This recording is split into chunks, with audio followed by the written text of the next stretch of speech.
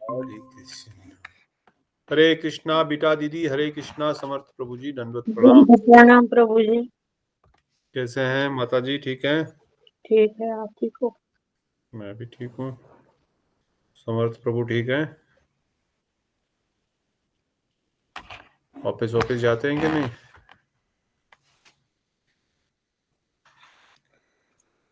बोलता नहीं कुछ।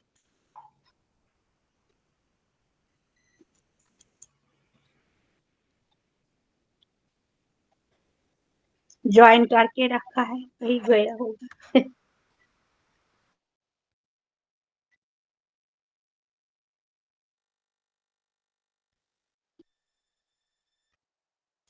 आपकी आवाज नहीं आ रही है।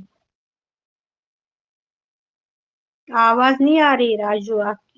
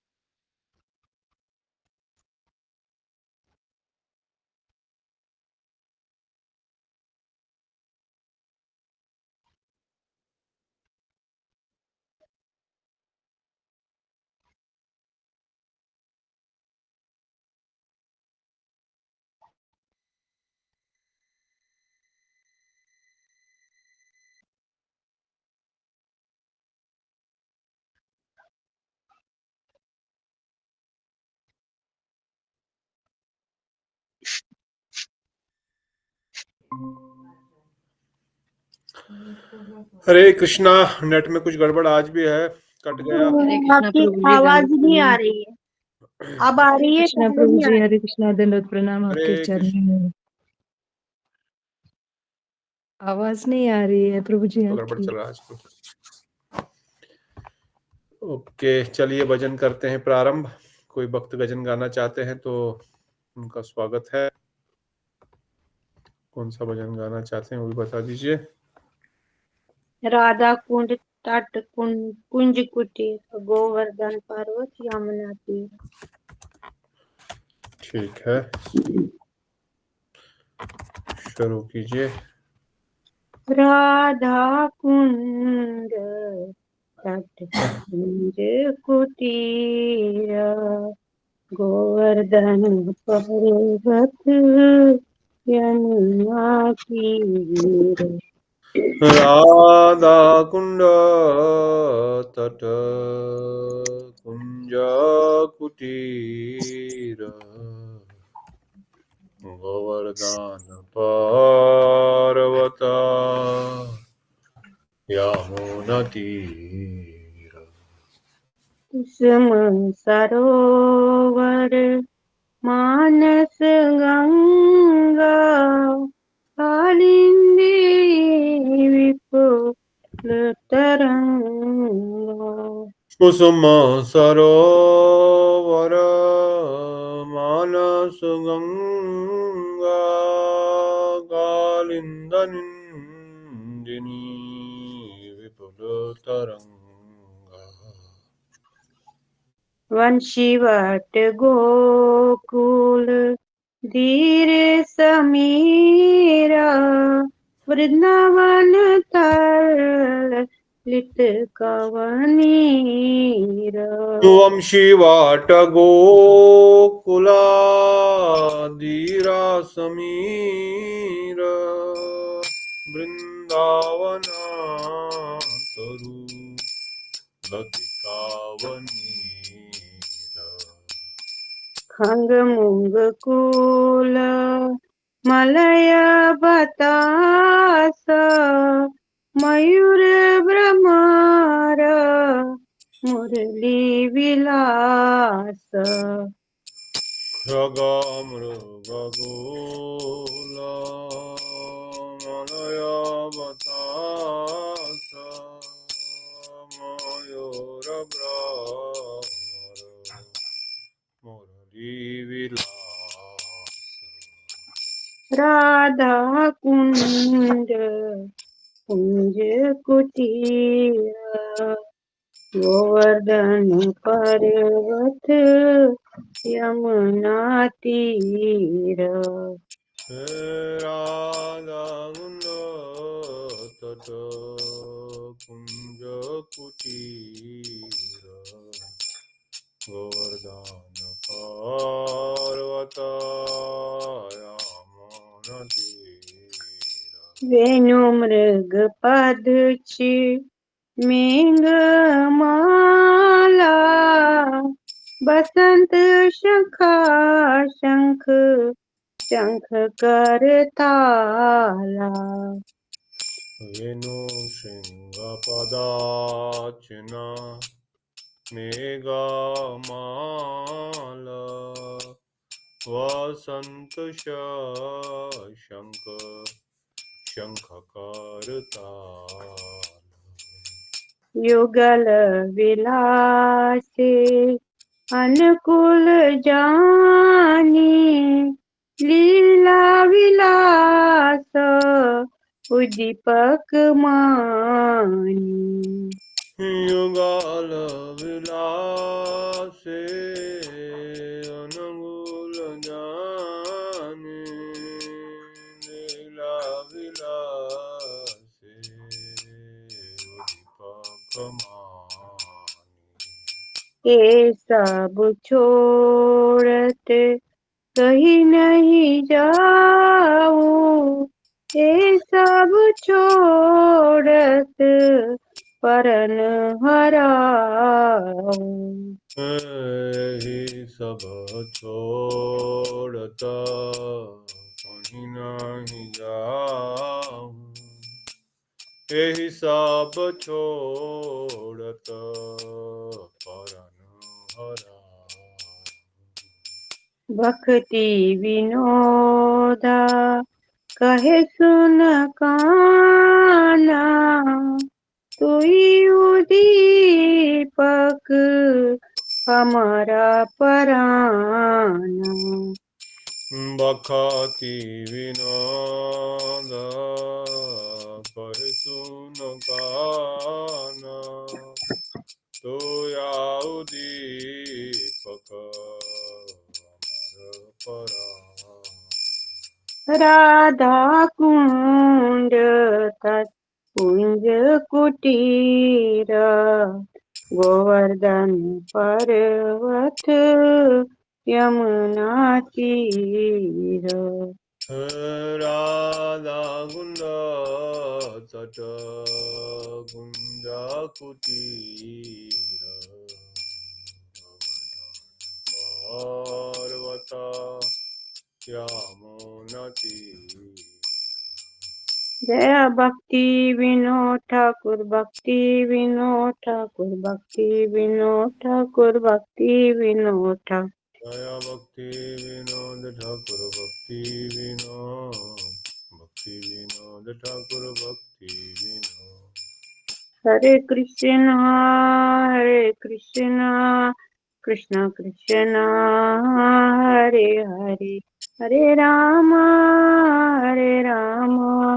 राम राम हरे हरे। हरे कृष्णा कृष्ण कृष्ण हरे हरे, हरे राम राम हरे हरे। हरे कृष्ण कृष्ण कृष्ण हरे हरे, हरे राम राम राम हरे हरे। हरे कृष्णा कृष्ण कृष्ण हरे हरे, हरे राम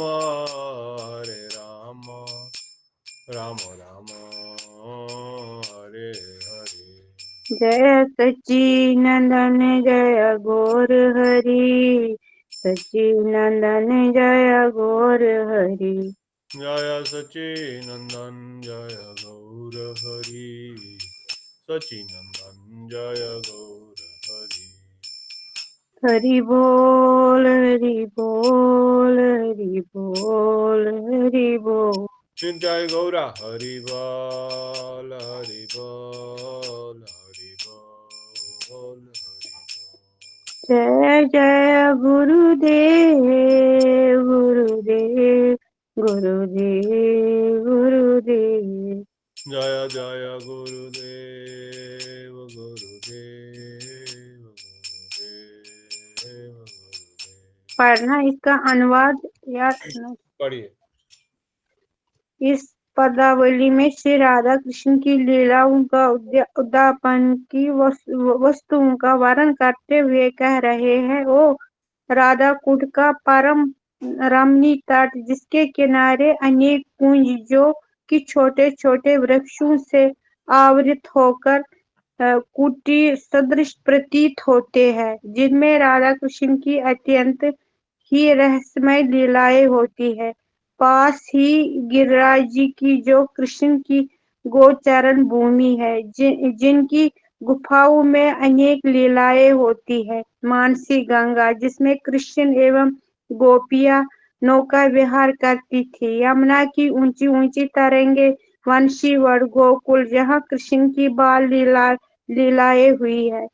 दीर समीर, जहाँ पर राधा कृष्ण की रास लीलाओं को दर्शन कर वायु भी धीरे धीरे चलने लगे। नाना प्रकार के वृक्ष एवं लताओं से सुसज्जित वृंदावन तथा उसमें विचरण करने वाले हिरण पक्षी, दक्षिण में मलयज पर्वत, आने वाला वायु, मोर, ब्रह्मन, मुरली, वेणु, मृग, पदचिन्ह, आकाश में श्यामवर्ण के मेघों की कतार, बसंत ऋतु, चंद्रमा, शंख, करताल, ये सभी वस्तु श्री राधा कृष्ण की लीलाओं का सहायक होने के कारण इन वस्तुओं का दर्शन कर भक्तों उन लीलाओं को उद्यापन होती है। इस सब स्थलों को छोड़कर मैं कहीं नहीं जाऊं, बेशक मेरे प्राण ही निकल जाए। श्री भक्ति विनोद ठाकुर कह रहे हैं, कृष्ण, ये सब स्थान आपकी लीलाओं के उद्दीपक होने के कारण मुझे प्राणों से भी अधिक प्रिय है। दंडवत प्रणाम प्रभु जी। जय राधे। हरे कृष्णा। बहुत धन्यवाद श्री राधे, आपने इस सुंदर भजन का गायन किया। राधा कुंड तट कुंज कुटीर, गोवर्धन पर्वत जमुना तीर। भक्त विनोद ठाकुर कभी भी वृंदावन धाम नहीं गए, हमेशा मायापुर में ही रहे, कभी मायापुर से बाहर वृंदावन नहीं आए। जब उनकी इच्छा वृंदावन आने की हुई थी तब शंकर भगवान दामेश्वर महादेव ने उनसे कहा कि आप यहीं पे रहिए, मैं आपका भजन सुन करके बड़ा आनंदित होता हूँ, इसलिए आप यहीं पे विराजमान रह करके यहीं पर वृंदावन को प्रकट कीजिए। फिर भी भक्तिनोद ठाकुर लिखते हैं, यही सब छोड़त कहीं नहीं जाऊं, यह सब छोड़त परा न हराऊं। मैं ये सब छोड़ के कभी कहीं नहीं जाऊंगा। जब वो कभी राधा कुंड के तट पर गए ही नहीं तो फिर कैसे बोल रहे इन सबको मैं छोड़ के जा नहीं सकता। कैसे बोल रहे हैं? अगर कोई किसी जगह पर गया ही नहीं, कभी जिंदगी में एक बार भी नहीं गया है, और बोल रहे हैं कि मैं राधा कुंड के तट पर कुंज कुटीर बना करके बैठा हुआ हूं, ऐसा कैसे संभव है? क्या विचार इसमें समझ में आता है? किसी को भी कुछ समझ में आता है ये विचार? हरे कृष्णा प्रभु जी। तो सदैव नरोत्तम ठाकुर जी तो सदैव वृंदावन में वास किए, फिर तो मानसिक रूप से जो मायापुर में खुद ही प्रकट किए वृंदावन को, शायद फिजिकली प्रेजेंट नहीं थे वृंदावन में, पर मानसिक स्तर से और उनका जो मन है और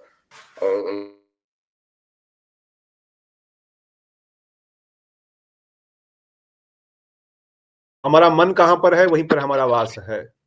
हमारा मन निरंतर कहाँ पर भजन कर रहा है वही स्थान में हमारा असली वास होता है। हम चाहे गुजरात में रहे या आसनसोल में रहे या पंजाब में रहे या बिहार में रहे या बेंगलोर में रहे या दिल्ली में रहे या जम्मू में रहे, इससे कोई फर्क नहीं पड़ता है शरीर कहाँ पर है।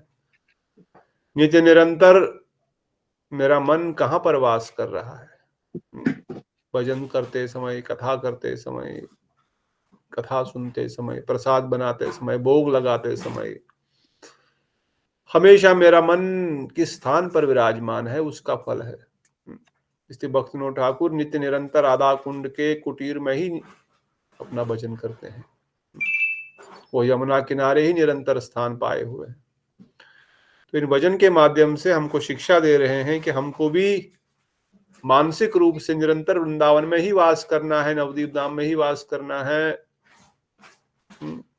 और सही में अपने आप को निरंतर उन्हीं की लीलाओं में, उन्हीं की कथाओं में, उन्हीं स्थानों में रमन कराते रहना है, ताकि हमारा मन, हमारा बुद्धि पूर्ण रूप से उसमें डूब जाए, और जब शरीर का त्याग करना होगा तो बस वृंदावन और वृंदावन ही हमको स्मरण में आएगा।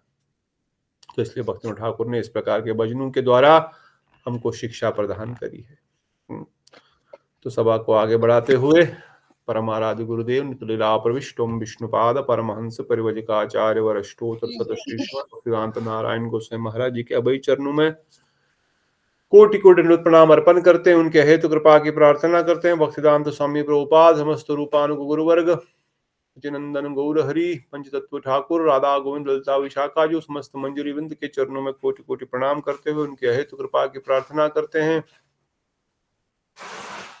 श्री बृहद भागवत अमृत ग्रंथ रचयिता सनातन गोस्वामी जी के चरणों में कोटि कोटि प्रणाम, और एकत्रित भक्त वृंद, बीटा दीदी, रेवती दीदी, नीतू दीदी, दंडवत प्रणाम। समर्थ प्रभु, मोहन प्रभु, दंडवत प्रणाम। दंडवत प्रणाम। हरे कृष्ण प्रभु, दंडवत प्रणाम। सुंदर प्रभु, दंडवत प्रणाम। मुकेश प्रभु, प्रतिवादी जी, सुमित प्रभु जी, दंडवत प्रणाम। हरे कृष्णा, हरि बोल। दंडवत प्रणाम प्रभु जी। दंडवत श्री राधे। दंडवत प्रणाम प्रभु जी। धन्यवाद श्री राधे। तो हम लोग बृहद भागवत अमृत ग्रंथ का अध्ययन कर रहे हैं। ये बृहद भागवत अमृत ग्रंथ श्रीमद् भागवतम का सार रूप है। सार रूप में सनातन गोस्वामी पाद ने बड़ी कृपा करके हमारे सामने भागवतम हमको क्या शिक्षा देना चाहते हैं, इस ग्रंथ के माध्यम से परीक्षित महाराज अपनी माता उत्तरा को समझा रहे हैं, और हम सब जीवों पर कृपा करके भागवतम का असली लक्ष्य क्या है, what is the moral of the story of Shrimad Bhagavatam, इस ग्रंथ के माध्यम से हम पढ़ने का प्रयत्न कर रहे हैं। तो ग्रंथ में प्रवेश में हम कर रहे हैं। तीसरे अध्याय के मध्य में हम प्रवेश कर चुके हैं। अध्याय को आगे पढ़ते हुए सर्वप्रथम हम भागवतम को प्रणाम करते हुए इस सभा को प्रारंभ करते हुए सब लोग बोलने का प्रयास करें। ओम नमो भगवते वासुदेवाय। ओम नमो भगवते वासुदेवाय। ओम नमो भगवते वासुदेवाय। ओम नमो भगवते वासुदेवाय। ओम नमो भगवते वासुदेवाय। ओम नमो भगवते वासुदेवाय। नारायणं नमस्कृत्य नारायणं नमस्कृत्य नरं चैव नरोत्तमं नरं चैव नरोत्तमम् देवीं सरस्वतीं व्यासं देवी सरस्वती व्यासं ततो जयमुदीरयेत्। ततो जयोदीरये। नष्टप्रायेषु भद्रेषु नष्टप्राये भद्रेषु नित्यं भागवत सेवया नित्यं भागवत सेवया भगवते श्लोके भगवते भगवते मुक्तलोके नमः। भक्तिरा भवति निष्ठकी। भक्ति भवति निष्ठिकी। निष्ठकी निष्ठा निष्ठिकी। वाली। भागवतम पढ़ने से हमारी भक्ति में निष्ठा उत्पन्न होती है। अभी हमारी भक्ति जो है वो अनिष्ठता स्टेज में है, अनिष्ठता। हमारी भक्ति में अभी निष्ठा नहीं है, पर निरंतर नित्यम भागवत सेवया, रोज भागवतम पढ़ने से सुनने से हमारी भक्ति जो है वो निष्ठा में पहुंच जाती है। भक्ति का पहला सीढ़ी कौन सा होता है? पहला सीढ़ी कौन सा होता है?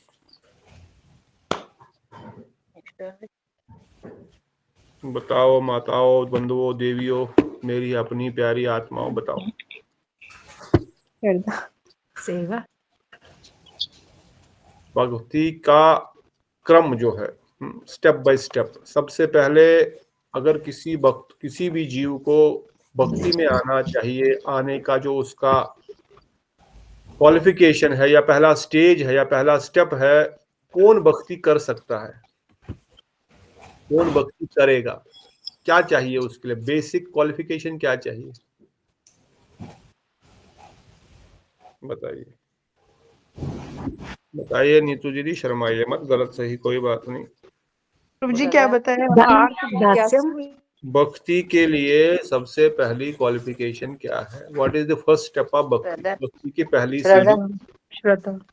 श्रद्धा बताया रेवती दीदी ने और मंजरी दीदी ने, वेरी करेक्ट, वेरी नाइस। भक्ति के लिए श्रद्धा चाहिए। अगर श्रद्धा होगी तभी कथा सुनेगा यहाँ बैठ करके, श्रद्धा होगी तभी मंदिर जाएगा, श्रद्धा होगी तभी प्रसाद ग्रहण करेगा। तो पहला स्टेप है श्रद्धा। अब ये श्रद्धा कहाँ से आएगी? श्रद्धा का भी मूल है कहीं ना कहीं से अज्ञात या ज्ञात कुछ उसको साधु का कृपा हुआ होगा, पर वो हो गया तब जाके श्रद्धा आई। तो श्रद्धा के बाद दूसरा क्या है? गुरुपदाश्रय। गुरुपदाश्रय आता है दूसरी कैटेगरी में। दूसरी कैटेगरी का नाम क्या है? साधु संग। आदो साधु श्रद्धा संग। साधु संग। साधु संग। साधु संग। तो पहले श्रद्धा है, आदो श्रद्धा बताया गया। आदो श्रद्धा, श्रद्धा से भी आदि कुछ है। आदो मतलब पहले कुछ है श्रद्धा से। पर श्रद्धा से पहले क्या होगा जी? श्रद्धा से पहले किसी साधु ने कुछ कृपा की होगी, कोई तो आपके पास सुकृति होगी, सुकृति या कोई साधु की अहेतु कृपा होगी। अब सुकृति क्या होती है? व्हाट इज सुकृति? सुकृति, सु मतलब अच्छी, कृति मतलब कर्म। कोई अच्छा कर्म किया होगा, इसको बोलते हैं सुकृति। सुकृति, दुष्कृति, दुष्ट कर्म। सुकृति अच्छा कर्म, कुछ अच्छा कर्म किया होगा, तभी जाकर के श्रद्धा आई, तभी जाकर के साधु संग मिला, तभी जाकर के किसकी कृपा प्राप्त हुई। तो किस प्रकार का अच्छा कर्म किया होगा? किस प्रकार का अच्छा कर्म करने से मुक्ति मिलती है? धाम में वास कर लीजिए, किसी साधु की, जब वैष्णव की मतलब अनजाने में सेवा कर ली। भगवान का नाम का जप स्तुति दो प्रकार की बता रहे हैं। परिक्रमा, जैसे शिवानी दीदी ने बताया अनजाने में, जो अनजाने में हुआ उसको क्या बोलेंगे? अज्ञात सुकृति, अज्ञात सुकृति। और जो जानबूझकर करेगा उसको क्या बोलेंगे? ज्ञात सुकृति। ज्ञात सुकृति। तो चाहे अनजाने में कुछ उसने सुकृति अच्छा कर्म किया या जानबूझकर किया, पर कौन सा कर्म, कौन सा कर्म किया? भक्ति उन्मुखी। भक्ति उन्मुख। मतलब कैसा होगा वो, उसका एग्जाम्पल कैसा हो सकता है? धाम वास हो गया, या धाम फिर में चला गया घूमने फिरने के लिए, किसी ने बोला चलो वृंदावन चलते हैं, चलो जगन्नाथपुरी चलते, चलो मायापुर चलते हैं आज। किसी कारण से चला गया, वहां पर रह लिया, खाने पीने के लिए गया था, घूमने फिरने के लिए गया था, मगर रह गया ना वहां पर। एक दिन वहां पे पैर तो रखा उसने, वहां का चरण धूलि तो उसको उसके पैरों में, उसके मस्तक पर लग गई, तो उसको स्मृति मिल गई। अनजाने में ही अगर किसी साधु की सेवा की होगी, अनजाने में किसी साधु की सेवा कर दी तो स्मृति मिल गई, उसको प्रसाद बोलते हैं प्राप्त ज्ञान। कर लिया। या हमने कार्तिक खा मास लिया। में दीपदान किया होगा प्रभु जी, कार्तिक मास में कोई गलती दीपदान से किया, ज्ञात स्मृति मिल गई। दीपदान, परिक्रमा, परिक्रमा, श्रवण कीर्तन, हवन। साधु संग, तो ज्ञात स्मृति क्या होता है? ये तो जो हो गया आप अज्ञात। हम कर रहे हैं, उसमें क्या आएगा? मतलब सोच सारी समझ कथा करके, सुननी, सोच वैष्णव समझ के हम लोग साधु संग कर रहे हैं, कथा सुन रहे हैं, श्रवण कर रहे हैं, कीर्तन कर रहे हैं, इससे भी भगवान की आरती करते हैं, परिक्रमा करते हैं जान के, जो अब हमें इससे क्या मिलेगा? नेक्स्ट स्टेप कौन सा है? अब भजन क्रिया, अभी हो गया आदो श्रद्धा। श्रद्धा, श्रद्धा से क्या मिला? साधु संग, साधु संग मिलेगा। अब साधु संग में क्या करेंगे फिर? भजन भजन, साधु बताएगा कैसे, what are dos and what are don'ts. जो भक्ति के 64 अंग है वो आपको करने हैं, इससे आपका कल्याण होगा, आप आगे बढ़ेंगे। जो भक्ति के लिए बाधाएं हैं इनको आपने त्यागना है, नहीं तो आपका भक्ति में आगे गाड़ी नहीं बढ़ेगी, अटक जाएगी। भक्ति कभी भी नाश नहीं होती है, या तो आगे बढ़ेगी या तो अटक जाएगी। There is no back gear. इस गाड़ी में रिवर्स गियर नहीं होता, खाली आगे का ही गियर है। हाँ, आपने कोई जघन्य अपराध कर लिया तो वो अलग बात है, फिर तो कोई कर नहीं सकता, परंतु कुछ भी नहीं किया फिर भी गाड़ी वहीं पर खड़ी रहेगी। इसलिए बताया कि अगर कुछ किया नहीं तो गाड़ी अटक जाएगी। कुछ आप कर रहे हो, कुछ मतलब क्या करना पड़ेगा? क्या करना पड़ेगा? भजन कीर्तन स्मरण, हाँ, भजन क्रिया करना पड़ेगा, भजन कीर्तन स्मरण करना पड़ेगा। उससे क्या होगा? भजन क्रिया से निवृत्ति होगी, अनर्थ निवृत्ति होंगी। अब ये अनर्थ क्या होते हैं? व्हाट इज अनर्थ? हाँ, जो हमारे अंदर जो भी पाप कर्म होते हैं, मतलब जो जिसके कारण हमारी भक्ति रुके, जिसका कोई अर्थ नहीं होता, वो अनर्थ। जिसका कोई अर्थ नहीं वो अनर्थ है। कितने प्रकार के अनर्थ? 4 प्रकार के। बोलो, 4 प्रकार के अनर्थ कौन कौन से होते हैं?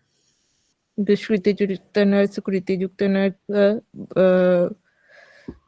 अपराध युक्त अनर्थ, युक्त अनर्थ और भगवत युक्त अनर्थ। भगवत युक्त क्या? भक्ति युक्त। भक्ति युक्त, सॉरी। समझ में आ रहा है सबको कि नहीं आ रहा है? शिवानी दीदी और मंजूरी दीदी और किसको, रेवती माता को ही समझ आ रहा है? बताओ, दीक्षा को समझ में आ रहा है? सुमन प्रभु को समझ में आ रहा है? सुमन, कोথায় তুমি? কি হইলো? बहुत বলবে না কি? क्या? हाँ, समझ में आ रहा है। कितने प्रकार के अनर्थ होते हैं? प्रभु, भक्ति युक्त अनर्थ, सुकृति युक्त अनर्थ, दुष्कृति युक्त अनर्थ। Very good. और भूल गया। अभी अनर्थ क्या करते हैं? अनर्थ हम लोग को रोक देते हैं, मतलब भक्ति भक्ति में ठीक तरह से हम लोग नहीं कर पाते अनर्थ के वजह से। अनर्थ कट जाता है तो भक्ति अच्छे से होता है। Very good. मतलब भजन रुका क्रिया, हुआ है। भजन क्रिया से क्या होता है? भजन क्रिया से अनर्थ निवृत्ति होता है। अनर्थ निवृत्ति। अनर्थ निवृत्ति मतलब? अनर्थ निवृत्ति मतलब लाइक जितने भी ऑपोजिशंस आ रहे हैं, जितने भी मतलब प्रोग्रेस में रुकावट आ रहे हैं, हाँ। तो वो सब को अनर्थ बोलते हैं। जैसे ज्यादा भक्ति करने से भी मतलब यदि हम लोग प्रतिष्ठा, लाभ, ये सब चीज हमारे मन में आए तो फिर उससे अनर्थ बढ़ जाता है। तो वो चीज हम लोग को रोक देते हैं। भक्ति में प्रोग्रेस नहीं कर पाते हम लोग, उसी जगह में रुक जाते हैं। नहीं तो यदि वैष्णव अपराध हो जाए तो फिर तो खत्म ही हो जाता है। तो इस वजह से भक्ति युक्त अनर्थ से मान, प्रतिष्ठा, पूजा, लाभ की कामना हृदय में आ गई और भक्ति अटक गई। सुकृति युक्त अनर्थ से क्या होगा? सुकृति युक्त अनर्थ से क्या होगा मंजरी दीदी? प्रभु जी, ये मैं आपसे पूछने वाली थी अभी। सुकृति युक्त अनर्थ से जैसे क्या होगा? सुकृति से कैसे अनर्थ होगी? हमारी मुझे अच्छे लगता है कार्य से अगर वो भक्ति के चंद्रशेखर उसमें नहीं दीदी होंगे, बोलेगी। भक्ति बताइए। बढ़ेगी, भक्ति बढ़ेगी, सुकृति होगी तो भक्ति बढ़ेगी सुकृति हमारी। युक्त अनर्थ से क्या होगा? अनर्थ क्या होता है? क्योंकि हमारे पुण्यों के कारण जो हमें सुकृतियों के कारण जो हमें लाभ मिलता है, मतलब ज्यादा पैसा आ गया या फिर ज्यादा फेमस पॉलिटिकल में ज्यादा अच्छा वो ऊंचे पद पे आ गए, तो उसकी वजह से हमें टाइम नहीं मिलता और हम भक्ति नहीं कर पाते हैं। हाँ। सुकृति मतलब हो गया अच्छे कर्म। अच्छे कर्मों से क्या मिल सकता है? प्रभु जी, इसका मतलब ये है जो हम सिर्फ पुण्य कमाने के लिए जो कर्म करते हैं, इसमें भक्ति का कोई वो नहीं होता, जिससे भक्ति दूषित होती। हाँ, उससे तो भक्ति। अब ये अनर्थ चल रहे हैं यहाँ पर। एक तो मतलब अनर्थ आ फिर गया, केवल अपने लाभ के obstacle लिए आ गया है। प्रभु, जिसमें क्या होता है कि बहुत सारे पैसा आ जाते हैं, बहुत सारे अर्थ संपत्ति आ जाते हैं, एंड उस वजह से क्या होता है, पूरा मन में पूरा अहंकार आ जाता है। और लगता है कि मतलब मैंने इतना बड़ा मंदिर बना लिया, इतना बड़ा मतलब भोग, मतलब मैं वो तो हो बना गया रहा हूँ, भक्ति युक्त अनर्थ। इतना आपने सब लोग भक्ति को खिला रहा तो हूँ, बस हो गया। प्रतिष्ठा तो भक्ति युक्त अनर्थ में आ गया ना। हाँ। सुकृति युक्त अनर्थ में क्या होगा? हम पीछे भोग में फंस जाएंगे, ज्यादा पैसा आ जाएगा, भोग में फंस जाते हैं। भोग में फंस जाते हैं। सुकृति युक्त अनर्थ से भोग में आदमी फंस जाता है और भक्ति को छोड़ देता है। जब पैसा आ गया, जब आपके पास संसार का वैभव आ गया, मान प्रतिष्ठा आ गई, भक्ति की मान प्रतिष्ठा नहीं, संसार की मान प्रतिष्ठा आ गई। संसारिक दृष्टिकोण से मान प्रतिष्ठा मिल गई, संसारिक दृष्टिकोण से धन संपदा बहुत मिल गया। अब जिसके पास बहुत पैसा है, बहुत राजा महाराजा है, तो क्या वो भक्ति करेगा कि भोग करेगा? ज्यादातर क्या करेंगे? हाँ, आपके जैसे भक्त लोग तो भक्ति करेंगे, चाहे राजा भी बने, चाहे इंद्र भी बने। पर बाकी लोग क्या करेंगे? 90% लोग क्या करेंगे? 90% भोग की तृप्ति, भोग की करेंगे। अब राजा बन गया, किसको इतना पैसा है, इतना धन संपदा है, तो क्या भक्ति करनी है? अरे एंजॉय करो लाइफ यार। अभी तो अब इतने सारा भोग विलास होते हुए भी वो भक्ति करेगा तो फिर वो भक्ति युक्त अनर्थ नहीं कहलाएगा। सॉरी, वो सुकृति युक्त अनर्थ नहीं कहलाएगा, फिर वो अनर्थ नहीं है उसके लिए। धन संपदा अगर है तो उसके लिए वो अनर्थ नहीं। अगर उसको भक्ति में वो रोक रही है, भक्ति में आगे नहीं बढ़ने दे रही है, भोग विलास में उसको डुबा रही है, तो फिर उसके लिए अनर्थ है, फिर वो भक्ति का बाधक है। अगर वो नहीं उसमें कोई प्रॉब्लम क्रिएट कर रहा है, वो होते हुए भी भजन साधन ठीक से चल रहा है, उल्टा अच्छा हो रहा है, उल्टा सेवा हो रही है वैष्णवों की, उल्टा धाम सेवा हो रही है, वैष्णव सेवा हो रही है, मठ सेवा हो रही है, उस धन संपदा से, मान प्रतिष्ठा से, वैभव से, नाम से, गाड़ी से, बंगले से, तो फिर अनर्थ नहीं हुआ। वो तो सेवा में लग रहा है ना। अनर्थ कब बनता है वो? अनर्थ शब्द का क्या डेफिनेशन क्या है?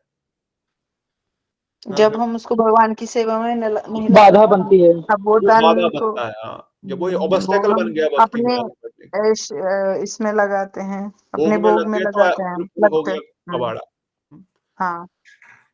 और दुष्कृति युक्त अनर्थ, व्हाट इज दुष्कृति युक्त अनर्थ? व्हाट इज दुष्कृति युक्त अनर्थ?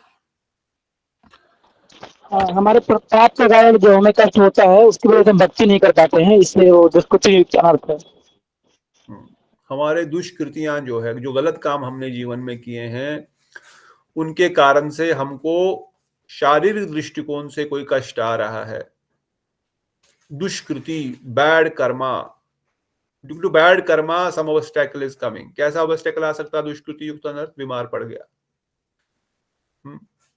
कोई झगड़ा हो गया किसी के साथ ऑफिस में, यहां वहां कहीं पर भी, और मैंने माला रख दी साइड में, मतलब कोई मटेरियल ऑब्स्टेकल आ गया, मटेरियल कष्ट आ गया, मेरे बैड कर्म की वजह से दुख आ गया कोई किसी भी प्रकार से, उसके कारण मेरी भक्ति बाधा उत्पन्न हो रही, मैं अपना नाम जप, अपना सिमरन, अपना कथा कुछ ठीक से नहीं कर पा रहा हूं। इसको क्या बोलेंगे?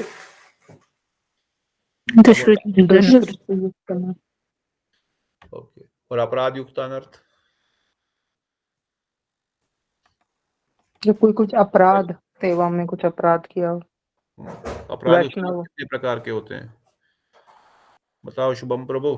आपने भक्त रसामृत सिंधु माधुर्य कादम्बरी तो सुना था। प्रभु धाम अपराध, सेवा अपराध, धाम नाम अपराध, अपराध, वैष्णव वैष्णव अपराध। अपराध। तो ये अपराध के कारण क्या हो रहा है? अनर्थ उत्पन्न हो रहा है, हमारी भक्ति में ये तो बाधा अनर्थ उत्पन्न है, हो रही है। अपराध युक्त अनर्थ है ये। इसके कारण क्या हो रहा है? जो हमारी भक्ति भक्ति में बाधा उत्पन्न हो रही है, भक्ति में गाड़ी अटक गई वहीं पर। इसमें से एक भगवान के चरणों में, दूसरा वैष्णव के चरणों में।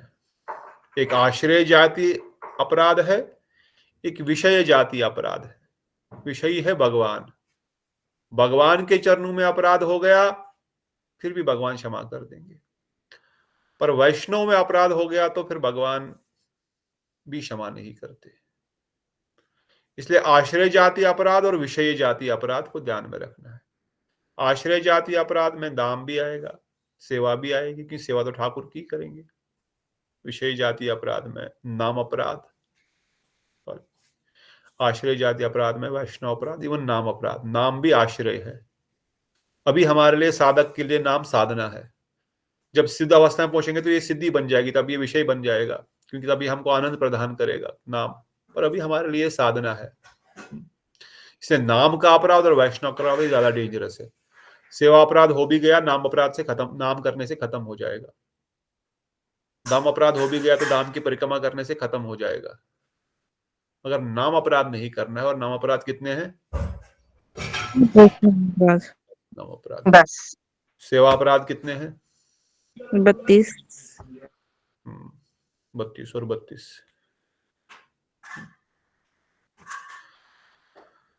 और हो गए 4 प्रकार के अनर्थ, कट गए। कैसे कट गए अनर्थ? अनर्थ कैसे कटे? भजन क्रिया करने से। भजन क्रिया करने से। आदो श्रद्धा तथा साधु संग भजन क्रिया, अनर्थ से अब निवृत्ति मिल गई। ये अनर्थ थे, ये 4 प्रकार के ही अनर्थ है। सब कुछ इन 4 प्रकार की कैटेगरीज में ही फिट होगा। या तो हम अधिक सुख के कारण भक्ति छोड़ देंगे, या अधिक दुख के कारण छोड़ देंगे, नहीं तो अपराध के कारण छोड़ देंगे मतलब आगे नहीं बढ़ पाएंगे, नहीं तो मान प्रतिष्ठा पूजा भक्ति अच्छी हो रही है, बाकी 3 अनर्थ हमको नहीं पकड़ रहे हैं, परंतु बाद में तो मान पूजा प्रतिष्ठा में अटक ही गया आदमी। बड़े बड़े धुरंधर भी अटक जाते हैं। इसलिए जब ये अनर्थ निकलेंगे फिर अगला स्टेज कौन सा आएगा? निष्ठा। अभी तक जो है अनिष्टता भक्ति चल रही है। अभी तक कौन सी भक्ति चल रही थी? अनिष्टता, अनर्थ निवृत्ति। अब निष्ठा आ गई। तो ये भागवतम पढ़ने से क्या होगा? भक्ति निष्ठ की, भक्ति मतलब भक्ति में निष्ठा आएंगी। निष्ठा। देखो भागवतम पढ़ने मात्र से बाकी 4-5 स्टेज ऑटोमेटिक कवर हो रहे हैं। इतना पावरफुल श्रीमद् भागवतम।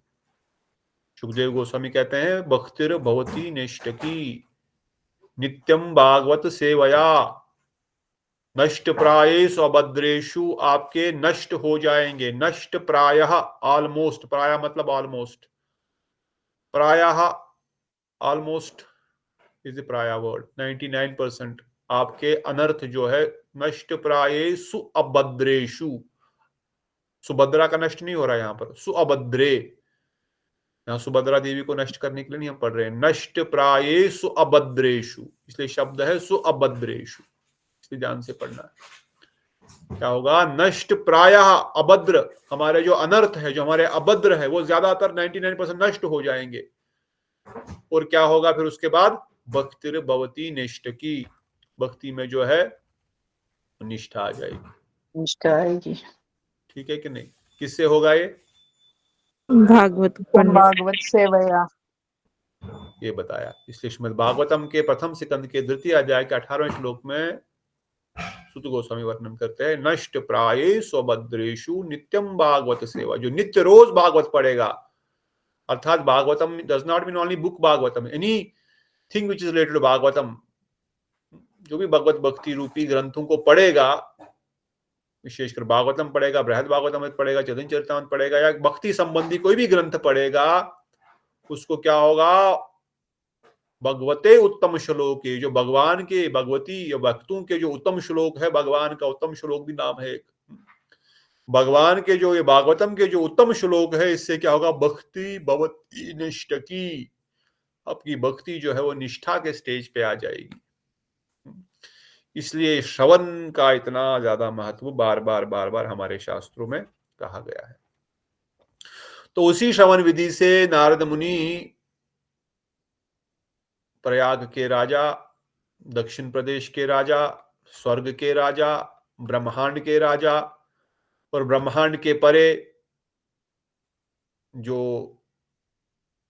14 भुवनों के परे, मुक्ति लोक के परे स्वयं शंकर भगवान, मुक्ति प्रदाता, नित्य मुक्त भगवान शंकर से जब नारद मुनि अपने असमर्थता का व्याख्यान करते हैं कि मैं भगवान का शुद्ध भक्त नहीं हूं, अपने कान पकड़ लेते हैं, ऐसा मत कहो नारद मुनि, आप ऐसा मत कहो, भगवान की कोई भी कृपा मुझ पर नहीं है, श्री हरि ने मुझे अपने सानिध्य से वंचित किया हुआ है, मुझसे ऐसे ऐसे कार्य कराते हैं जो मैं नहीं करना चाहता, परंतु उनकी आज्ञा है इसलिए करना पड़ता है। चाहे वो मायावाद का प्रचार है, चाहे जीवों को मुक्ति प्रदान करना है, ये सब में मुझे कोई रुचि नहीं है, और मैं उनके साथ तो रहता नहीं हूं। हाँ, उनके सही जो कृपा पात्र है वो है वैकुंठ के निवासी, क्योंकि वैकुंठ वासियों के साथ भगवान नित्य निरंतर रहते हैं। वह भगवान विष्णु के जैसे ही उनका स्वरूप है, उनसे अभिन्न है वो, उनके पास वही सारी शक्तियां हैं जो भगवान के पास है, और भगवान उनसे पूर्ण रूप से संतुष्ट है, और वो जीव जो वैकुंठ में रहते हैं वो भी पूर्ण रूप से संतुष्ट है वैकुंठ में रहकर के। वैकुंठ के निवासी कभी वैकुंठ से बाहर नहीं जाना चाहते हैं, वो न तो मुक्ति चाहते हैं, न तो मुक्ति चाहते हैं, न तो इवन वैकुंठ से ऊपर कहीं जाना चाहते हैं, क्योंकि वैकुंठ निवासी जिनका स्वरूप वैकुंठ में है, वो वैकुंठ में ही पूर्ण रूप से संतुष्ट है नारायण के साथ, क्योंकि नारायण तत्व सिद्धांत कृष्ण राम नारायण एक ही है। इसलिए वहां से कोई, वहां पहुंचने के बाद कोई फिर असंतुष्ट नहीं रहेगा। अगर उसका स्वरूप वहां का होगा तो, स्वरूप वहां का नहीं होगा तो फिर असंतुष्ट रहेगा।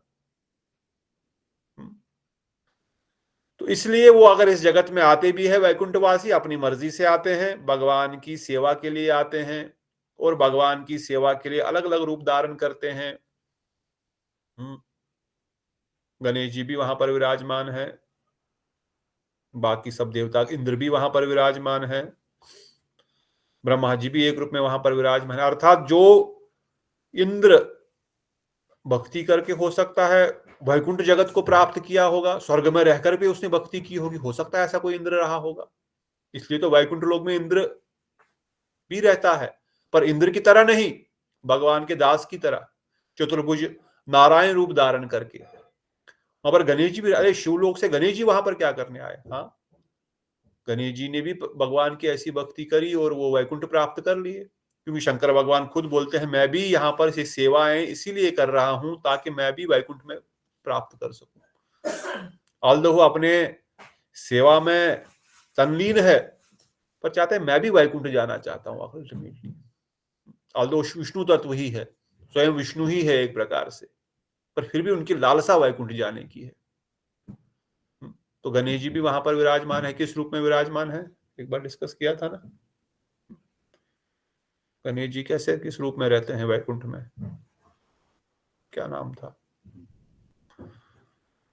क्या नाम है उनका, बोला था ना, मैं भूल गया।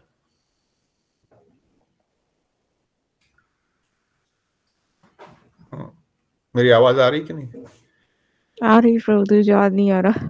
ठीक, मुझे भी याद नहीं आ रहा, जो भी है प्रभु गणेश जी, इसमें तो यही लिखा हुआ है, ऑल वैकुंठ रेजिडेंट्स हैव स्वरूप लाइक लॉर्ड विष्णु, भगवान विष्णु के ही स्वरूप में वो ही रूप धारण करते हैं। वैकुंठ वहां पर वो गणेश सूंड लेके धारण करके नहीं बैठते, वो चतुर्भुज विष्णु रूप में ही रहते हैं। वहां पर जो पेड़ है, जो नदी है, जो पहाड़ है, वो भी चतुर्भुज विष्णु रूप है, मगर उन्होंने धारण किया है पेड़ का रूप। वो पेड़ के रूप में शांत रस में भगवान नारायण का पूजन कर रहे हैं, इसलिए वो संतुष्ट है उसी रूप में। तो इस प्रकार से उस वैकुंठ जगत में भगवान शंकर कह रहे हैं सभी सच्चिदानंद देह स्वरूप है। उस स्थान में रहने वाला सच्चिदानंद परम वैभव स्वरूप हरि का समान ऐश्वर्य प्राप्त कर उस वैभव के तनिक भी आदर नहीं करते। उनको उस वैभव से कोई लेना देना नहीं है, परंतु उनको भगवान के समान ही वहां पर वैभव प्राप्त है उस जगत में। वो पदवी भी नहीं है एक प्रकार से, वो उनका नित्य स्वरूप है। वो वैकुंठवासी केवल भगवान की भक्ति ही परम संतुष्ट रहते हैं। उनके पास इतनी शक्तियां हैं, नारायण के जैसी उनकी शक्तियां हैं, इसलिए वो संतुष्ट है, इसलिए नहीं क्योंकि उनके पास शक्ति है। शक्ति तो ब्रह्मा जी के पास भी है, इंद्र के पास भी है। इसे स्पष्ट भगवान शंकर कर रहे हैं कि वो शक्तियों के कारण वहां पर संतुष्ट नहीं है, क्योंकि वो भगवान की भक्ति कर रहे हैं, इसलिए वो संतुष्ट है। तथा हरि भक्तों और हरि भक्ति की रक्षा करते हुए भगवत भक्ति का विस्तार करने के लिए स्वेच्छापूर्वक सतत सर्वत्र विचरण करते हैं और घूमते भी रहते हैं यहां वहां। किस लिए? भगवान श्री हरि का प्रचार करने के लिए, उनकी भक्ति को प्रचार करने के लिए। कहाँ जाते हैं? इस ब्रह्मांड में भी आएंगे, किसी और ब्रह्मांड में भी जाएंगे, कभी धरती पर भी आएंगे। कभी कभार कोई योग्य इंद्र नहीं होगा स्वर्गलोक में, तो उसको बोल जाएगा, वहां पे किसी वैकुंठवासी को बोल दिया जाओ इंद्र का पोस्ट ले लो। इंद्र तो जीव तत्व है, ब्रह्मा तो जीव तत्व है एक प्रकार से। मगर कभी कभार अगर ब्रह्मा जी कोई जीव क्वालिफाइड है ही नहीं कि ब्रह्मा की पोस्ट ले सके, ऐसा कोई क्वालिफाइड जीव अवेलेबल ही नहीं है, तब स्वयं विष्णु ही वो पोस्ट ले लेते हैं खुद ही। इसलिए कहते हैं वो ये सब के सब कहीं भी विचरण कर सकते हैं, कहीं भी आ जा सकते हैं, परंतु इनको एक ही मात्र इच्छा है, वो केवल भगवान कृष्ण की प्रसन्नता करते हैं। वैकुंठ लोक के पशु पक्षी वृक्ष आदि भी अनेक प्रकार की सेवाओं के द्वारा निरंतर अपने प्रभु श्री हरि का भजन करते हैं। ऐसा लगता है कि मानव वो उन योनियों को धारण कर मुक्त पुरुषों की तरह उपहास कर रहे हैं, जो मुक्ति को भगवान के ज्योतिर्स्वरूप में विलीन हो गए हैं। ऐसा लगता है उनके पे हंस रहे हैं वो लोग। हाँ, भगवान की ज्योति में, भगवान के चरणों में विलीन हो गए। अरे इससे बेटर अगर पेड़ बन जाता, पक्षु बन जाता, यहाँ पर भगवान का गुणगान करते, भगवान का दर्शन कर पाते, निरंतर उनके साथ रह पाते। क्या मिला आपको ज्योति में विलीन होकर के? और इतना ही नहीं, वह ऐसे भगवान का साक्षात दर्शन करते हुए उनके साथ विहार करते हैं। शंकर भगवान कहते हैं वैकुंठ वासियों का इतना गुणगान है। उन्होंने पशु पक्षी का रूप अगर धारण भी किया है, पर उनको उसी रूप में हमेशा रहने की कोई जरूरत नहीं है। कभी वो नागेश्वर, कभी बकुल, कभी उत्पल, कभी कमल जैसे समस्त पुष्प अपनी अपनी सुगंधित पूर्ण होकर भी तुलसी की तपस्या से अति श्रेष्ठ मानते हैं। और उनके अंदर किसी भी प्रकार का कोई मात्सर्य नहीं है। हमने पहले भी डिस्कस किया था पिछली बार, ब्रह्मलोक तक कंपटीशन, मात्सर्यता या जेलसी हो सकती है।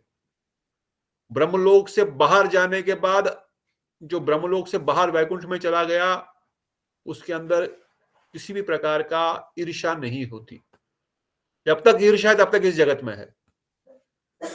जब तक ईर्ष्या रहेगा, ये बड़ा है, ये छोटा है, मेरे पास नहीं है, इसके पास है, जब तक मत्सरता है, ईर्ष्या है, द्वेष है, तब तक इसी जगत में घूमते रहना पड़ेगा। वैकुंठ जगत में ईर्ष्या नहीं है, इसलिए ब्रह्मलोक में ही ईर्ष्या खत्म हो जाती है एक प्रकार से। ब्रह्मलोक में ईर्ष्या नहीं है, और वैकुंठ का तो कहना ही क्या।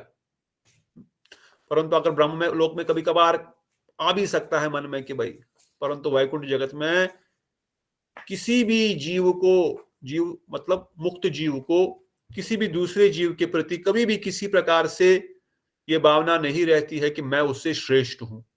वहां हर कोई अपने आप को दूसरे से छोटा समझता है, यही दैन्य है, और यही दैन्य वैकुंठ जगत में एंट्री का क्वालिफिकेशन है।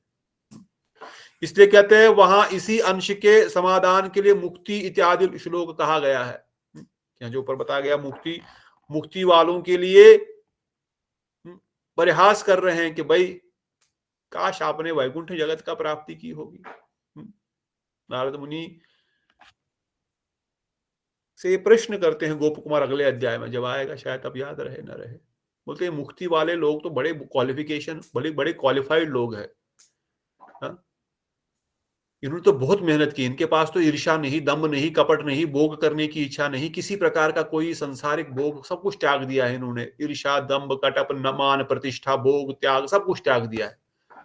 पर इन्होंने भगवान वैकुंठ में क्यों नहीं प्राप्ति किया? ये मुक्ति पे क्यों चले गए ये लोग?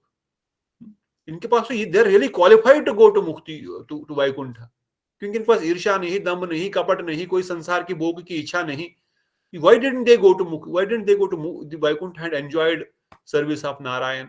जो मुक्ति, कल हमने सुना था ना, मुक्ति वैकुंठ के सुख के सामने किस प्रकार की है? इसके कैसे कंपेयर किया गया था?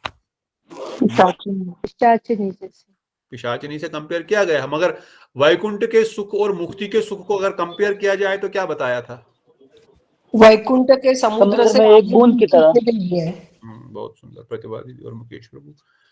मुक्ति वैकुंठ के सुख के समुद्र की आधी बूंद की बराबर भी नहीं है, आधा बूंद। अब बूंद का तो आधा होता नहीं, मगर फिर भी तुलना करने के लिए इस तरह समझाया जा रहा है कि आधी बूंद के बराबर भी नहीं है वो। तो इन मुमुक्षुओं ने, मुक्ति प्राप्ति वालों ने वैकुंठ को क्यों नहीं प्राप्त किया? इनको मुक्ति को क्यों प्राप्त किया? तो व्हाट वाज द आंसर? किसी को पता answer? doesn't even know the answer. इसका आंसर एक ही जानते हैं, वो है शांति प्रिय प्रभु।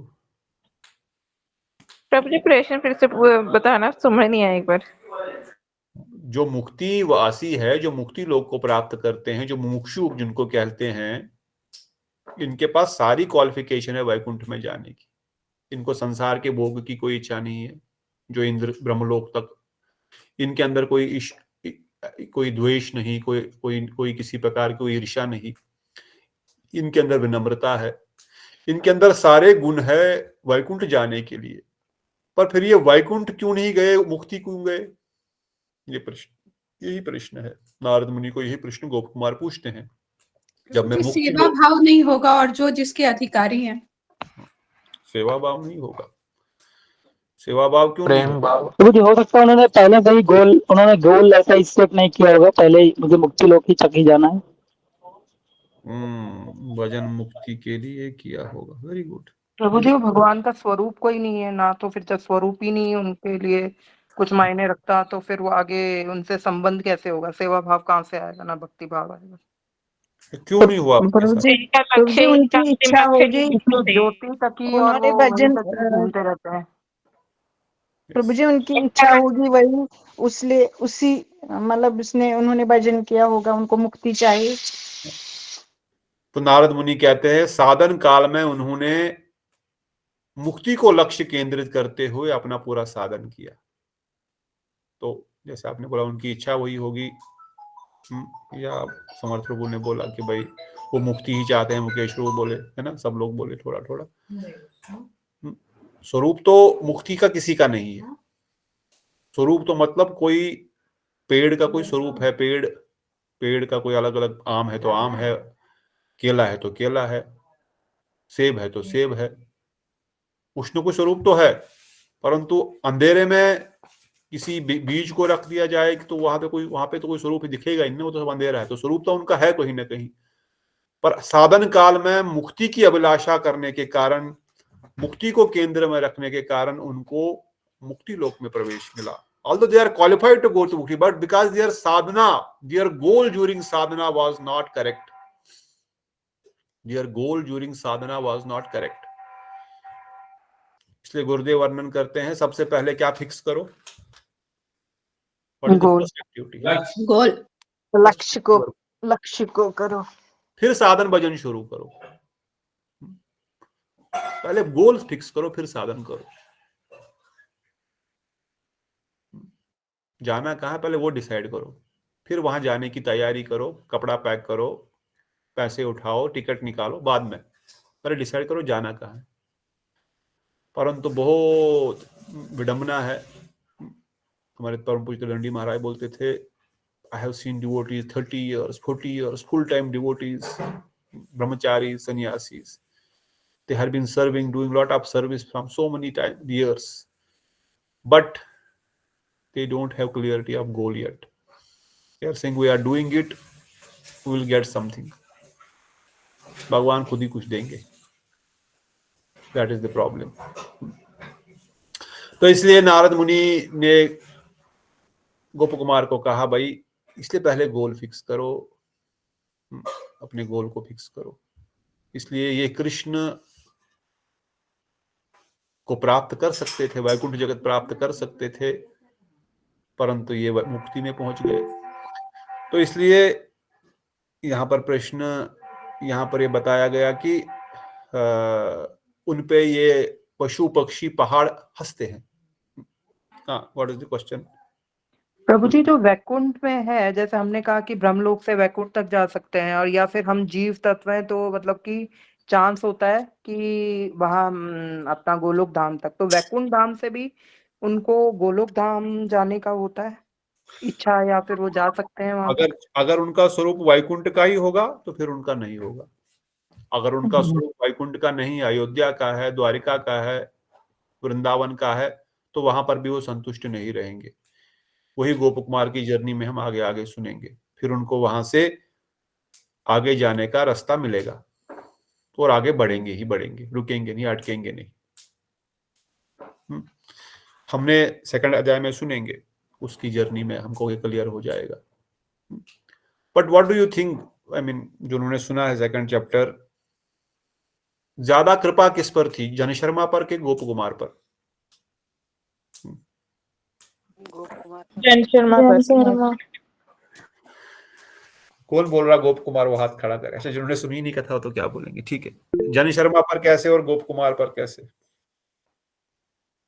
प्रभु जी, गोप कुमार ने तो सभी धरती लोगों से लेकर मतलब सब कुछ एक्सपीरियंस करा, इंद्र लोक, ब्रह्म लोक, सबका कुछ एक्सपीरियंस करा, मुक्ति, सारे मतलब परतों को पार करा। बट जन शर्मा को सिर्फ डायरेक्ट गोप मतलब पहले तो कामाख्या देवी की मिली, पर उसके बाद जैसे करते करते डायरेक्ट ही उनको मतलब गोप कुमार की संगत मिली, और उन्होंने सिर्फ उनको आशीर्वाद दिए, जिससे उनको वो डायरेक्ट ही भगवान का धाम मिल गया। मतलब उनको भगवत संग मिल गया, ऐसा कि उनको डायरेक्ट ही धाम मिल गया, उनको हर एक लेयर्स में जाना नहीं पड़ा। तो अगर किसी को इच्छा है स्वर्ग में भी देखने की, ब्रह्मलोक को भी देखने की, वैकुंठ को भी देखने की, उसके तो लिए फिर वो गोप कुमार जैसे जर्नी करे। So there is no problem in the Gop Kumar's journey. Only problem is बहुत समय चला गया। ब्रह्मा जी भी बने, और आदि आयु तक तो ब्रह्मा 50 साल तो ब्रह्मा जी का भी उसने पोस्ट लिया, फिर वहां से भाग गया, पूरा ब्रह्मा जी का पोस्ट कंप्लीट नहीं किया। मगर ब्रह्मा जी का 50 साल is how much time? Do you really want to wait so much time, and और do you want to go and meet Krishna now? आपके पास इतना इच्छा है, इतना समय है, इतना लालसा है कि नहीं? I don't know. इसलिए सनातन गोस्वामी पाल लिखते हैं कि जिनको भोग की इच्छा भी है, वो इस भक्ति के माध्यम से गोप कुमार की जर्नी की तरह स्वर्ग के राजा भी बन सकते हैं, ब्रह्म भी बन सकते हैं। They have all these accesses, but do you want to waste so much time taking this long path, going to every planet, or do you want to go directly to Golok Vrindavan Dham, direct lift? एक एक सीढ़ी चढ़ना चाहते हो? तो इसलिए यहाँ पर नारद मुनि, यहाँ पर भगवान शंकर नारद मुनि से कह रहे हैं, उन वैकुंठ वासियों पर बहुत कृपा है, उन पे भगवान श्री कृष्ण की, नारायण की निरंतर करुणा बरसती रहती है, जो किसी और स्थान पर दिखाई नहीं देती है। उन वैकुंठ लोक में परमानंद में डूबकर निरंतर प्रभु के नाम संकीर्तन आदि रूप प्रेम अमृत वाहनी भक्ति के अलावा अन्य कोई चेष्टा नहीं होती है। वहां पर केवल नाम संकीर्तन है, केवल कथा है, केवल कीर्तन है। उन लोगों को और कुछ करने की और कुछ सुनने की कोई भी इच्छा नहीं है। आप में से, हम सब में से जिसके जीवन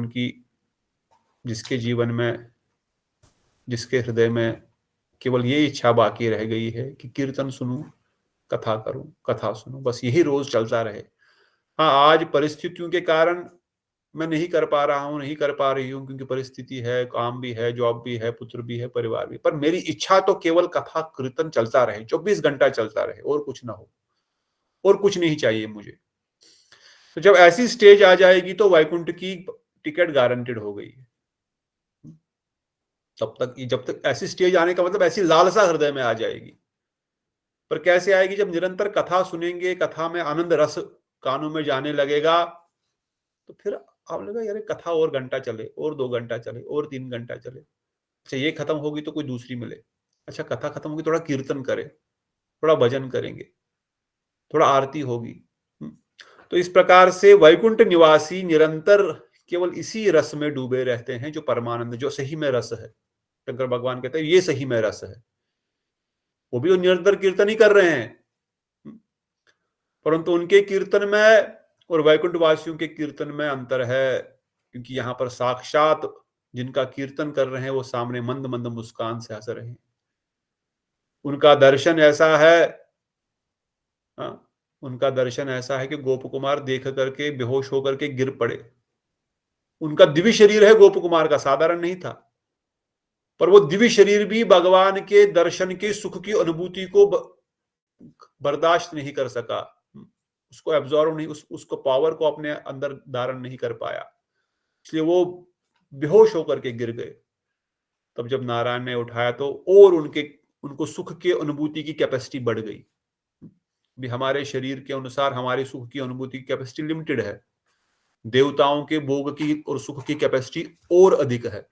हमारे जीवन में, हमारे मनुष्य शरीर में हमको जो सबसे अधिक सुख की अनुभूति हुई होगी या होती है, we can just think, वो कितनी है? वो बहुत लिमिटेड है, पर हमारे लिए बहुत हो सकता है, बहुत आनंद आया, बहुत मजा आया। परंतु देवताओं का शरीर में उससे 1000 गुना अधिक है उस सुख को अनुभव करने की कैपेसिटी। महरलोक, जनलोक, तपलोक, ब्रह्मलोक में तो और 1000 गुना बढ़ रही है, क्योंकि वो शरीर ही उतना पावरफुल बनाया गया है कि वो उतने सुख को अनुभव कर सकता है। हम इतने सुख को अनुभव करके ही वाह, पर अगर इमेजिन कि इंद्र के जैसा सुख की प्राप्ति होगी तो फिर कितना सुख होगा। परंतु वो इंद्र का सुख तो पहले ही बताया गया, वो स्वप्न सुख के समान है। अच्छा, ब्रह्म के जैसा मिल गया, ब्रह्मा जी जैसा मिल गया, वो भी तो कुछ नहीं। अरे मुक्ति जैसा मिल गया, अरे वैकुंठ के आधे बूंद के सुख के समान भी नहीं है, क्या बात कर रहे हो भाई, मुक्ति का भी नहीं। हाँ भाई, मतलब वैकुंठ वासियों का किस प्रकार के सुख की अनुभूति होती है, can you even just imagine. हम तो बोल ही सकते हैं बड़ा बड़ा, जैसे बोलते हैं ना हम, विशाल विशाल, कितना विशाल भाई, कितना, we can not even explain, we can not even put any limit to it. This upper limit goes to infinity, जैसे डिफरेंशिएशन में होता था ना, lower limit 0, upper limit infinity. Upper limit goes to infinity, integration में डाल दो उसको, we can not even explain, infinity डाल दो बस, उसके बाद हम क्या बताएं। वो वैकुंठ के सुख की अनुभूति बोल रहे हैं। तो कहते हैं उस वैकुंठ में परमानंद समुद्र की महिमा अद्भुत है, उस आनंद का एक बूंद आधे अंश के साथ भी ब्रह्मानंद सुख की तुलना नहीं की जा सकती, जो हमने ऑलरेडी डिस्कस किया हुआ। वो वैकुंठवासी भक्त, यहाँ तक कि वहां के समस्त पदार्थ सभी कृष्ण के चरण कमलों के प्रेम के अनुग्रहित है, उनको सबको भगवान कृष्ण का प्रेम प्राप्त हुआ है। तो इस प्रकार से नारद मुनि को भगवान शंकर वैकुंठ वासियों के सुख की अनुभूति का बहुत डिटेल में विज्ञान बता रहे हैं कि किस प्रकार even the residents of material world who worship Krishna are the abode of.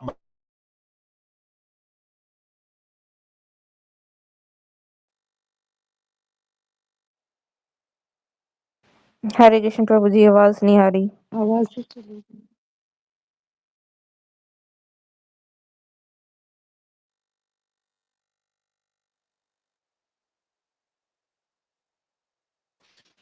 आवाज आ रही कि चली गई? अब आ रही है, अभी आ रही है। बीच में गई थी। हाँ सुना। वैकुंठ का कह रहे थे कि एक बूंद के बराबर भी नहीं है। अभी गई थी। तो भगवान शंकर आगे कह रहे हैं कि अनुभूति तो क्या वास्तु का तो मैं क्या वर्णन करूं। इवन इस जगत में, इस ब्रह्मांड में, इस मटेरियल वर्ल्ड में, इस भूलोक पर जो जीव भगवान श्री कृष्ण का भजन करते हैं, मैं उनको भजन करता हूं। कौन बता रहे हैं? सदाशिव ऐसा वर्णन कर रहे हैं। Can you imagine the power of Krishna bhajan? Screen नहीं दिख पा रहा, otherwise I can show you the श्लोक आल्सो। जो व्यक्ति इस ब्रह्मांड में रहते हैं और कृष्ण भजन करते हैं, मैं खुद उनका भजन करता हूं, शंकर भगवान बोल रहे हैं। तो फिर क्या आपको किसी प्रकार से कुछ और करने की आवश्यकता है? किसी ग्रह को, किसी केतु को, राहु को, चंद्र को, शनि को, किसी देवता को, किसी अप्सरा को, किसी किन्नर को, किसी गंधर्व को, किसी को प्रसन्न करने की आवश्यकता है? जब सदाशिव मुक्ति प्रदाता जो इन सब देवताओं के महादेव है, देवों के देव महादेव, जब वो खुद कह रहे हैं, जो कृष्ण भजन कर रहा है कि मैं उसका खुद भजन करता हूं, तो उसको और किस चीज की आवश्यकता पड़ सकती है? उसको किस चीज का भाव हो सकता है? भगवान ने उसकी कमान उसका खुद अपने हाथों में ले रखी है। तो what is you worried about? What are you worried about then? इसलिए भगवान शंकर कहते हैं,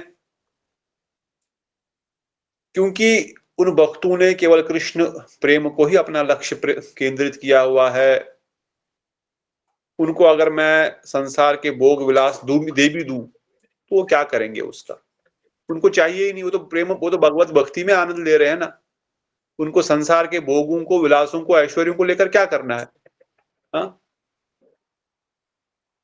इसलिए भगवान शंकर बोलते हैं कि जो इस प्रकार से कृष्ण भजन करते हैं, अगर वो वर्णाश्रम धर्म का पालन नहीं भी कर सकते हैं तो भी उनको किसी प्रकार से किसी भय की करने की आवश्यकता नहीं है। वर्णाश्रम धर्म पालन करने का क्या अर्थ है? नहीं कर सकते। तो what do you understand by that? आवाज तो आ रही है? हाँ जी प्रभु जी। वर्णाश्रम धर्म अगर वो नहीं भी पालन करेंगे, उनको किसी प्रकार का कोई कर नहीं है, किसी प्रकार का कोई डेबिट नहीं है, किसी प्रकार से कोई भी उनको बॉन्डेज नहीं है। What do you understand?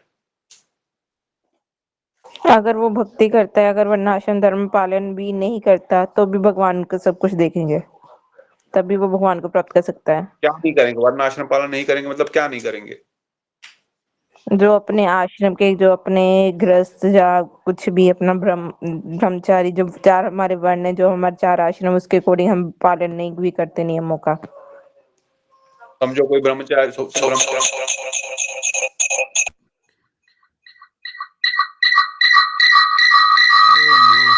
Okay, net is back. अभी आवाज आ रही है? हाँ जी प्रभु जी। तो कहते हैं कि अगर कोई ब्रह्मचारी था, ब्रह्मचारी 25 साल तक, फिर 25 साल के बाद उसको शादी करके वानप्रस्थ गृहस्थ में जाना है, ये तो नियम है। अब उसने शादी नहीं की, सीधा सन्यासी ले गया, तो उसने तो वर्णाश्रम धर्म का पालन नहीं किया ना। किया कि नहीं किया? आवाज चली गई? आ रही है प्रभु जी। आ रही प्रभु जी। वर्णाश्रम धर्म का पालन उसने किया कि नहीं किया? नहीं किया, सबका नहीं किया। नहीं किया ना, पर इसलिए, परंतु अब उसने धर्म का पालन नहीं किया तो उसको कोई कर नहीं है, उसने नहीं किया, वो ब्रह्मचारी बन गया, सीधा सन्यासी मठ में चला गया, तो ही हैज नो डेबिट। अरे मातर ऋण तो आदमी 100 जन्म तक नहीं चुका सकता है। माता का ऋण जिसने 9 महीने गर्भ में रखा है, अपना खून पिला करके, अपना दूध पिला करके आपको बड़ा पालन पोषण बड़ा किया हुआ है, 100 जन्म उनकी सेवा करेंगे निष्काम भाव से, तब भी उनका ऋण नहीं उतरने वाला। और 100 जन्म सेवा करने के लिए 100 माह और 100 माह के गर्भ में और आना पड़ेगा, और उन 100 माहों को उतारने के लिए और 100 माहों के, so it is 100 into 100 raised to power 100. It will keep on going on infinity. So you can never get rid of the matar rin. You can never get rid of dev rin, rishi rin, bhumi rin. कोई निकल ही नहीं सकता इन ऋणों से बाहर। परंतु कहते हैं जो भगवान श्री कृष्ण का भजन करता है, भगवान ने इसीलिए उनकी 14 पीढ़ियों को तार देते हैं, 21 पीढ़ियों को तार देते हैं। और जिसपे वो कल्याण करना चाहिए, जिसका वो भवसागर से निकालना चाहते हैं वो निकाल सकते हैं, उनके पास एक ऐसा पावर दे देते हैं। तो उनके लिए क्या क्या ऋण रहेगा फिर? You have got so much power. इसलिए उनको वर्णाश्रम धर्म पालन करने की भी कोई आवश्यकता नहीं है। ऐसा नहीं कि वर्णाश्रम धर्म पालन नहीं करेंगे। इसलिए राय रामानंद संवाद में हमने सुना varnashrama dharma is just till go to Vaikuntha, till go to swarga और Brahmaloka, you can not go beyond that. और राय रामानंद संवाद याद कीजिए, वर्णाश्रम धर्म से लेकर के कैसे प्रोग्रेशन हुआ था प्रेमा भक्ति तक। इसलिए कहते हैं उनको किसी प्रकार से कोई भय की आवश्यकता नहीं। गीता में भगवान ने कहा सर्वधर्मानि परित्यज्य मामेकं शरणं व्रज अहं त्वां सर्वपापेभ्यो मोक्षयिष्यामि मा शुचः। और भगवान शंकर कहते हैं आगे, जहां कृष्ण भक्त है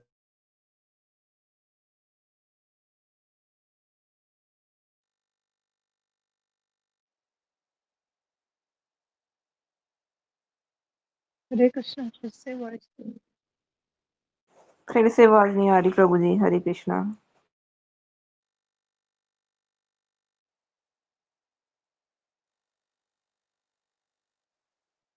प्रभु जी आवाज नहीं आ रही आपकी।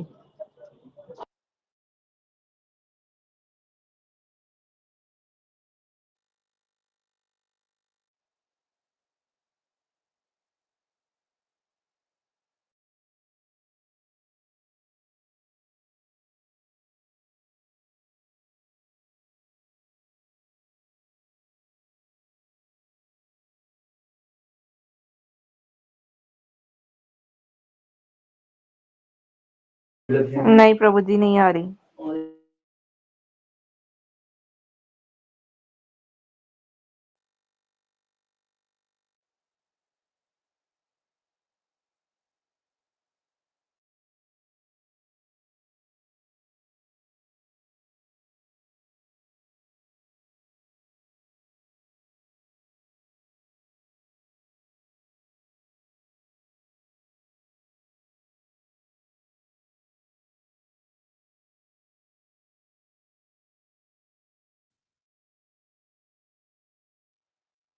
हरे कृष्णा प्रभु जी, नहीं आ रही है आवाज। प्रभु जी माइक स्पीकर ऑन करो, माइक ऑन करो, माइक बंद, अनम्यूट कराओ अपने आप को।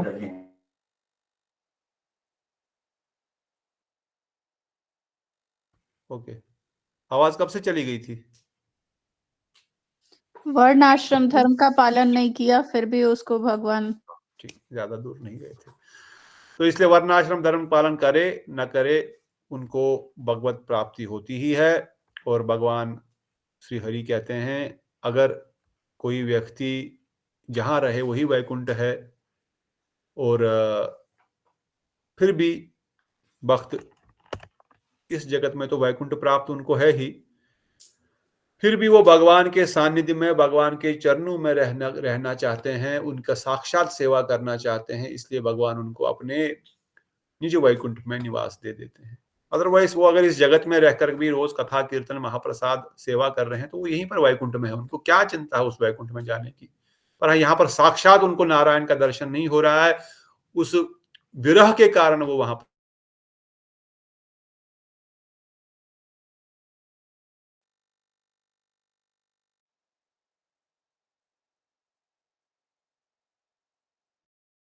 प्रभु जी फिर से गई।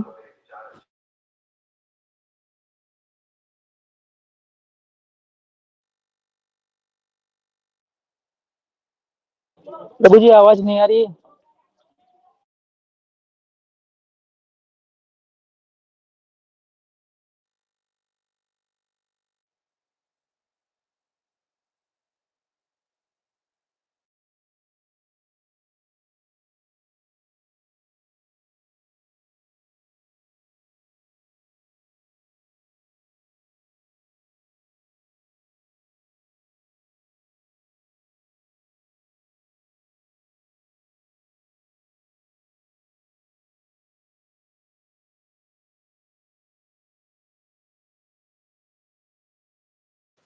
आवाज फिर से चली गई थी।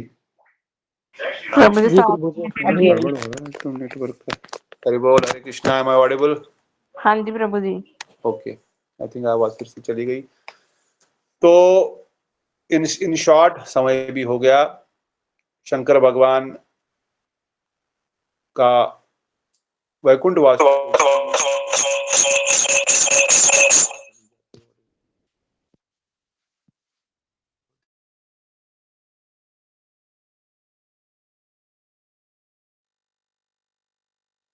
प्रभु जी आपकी आवाज नहीं आ रही है। हाँ जी प्रभु जी।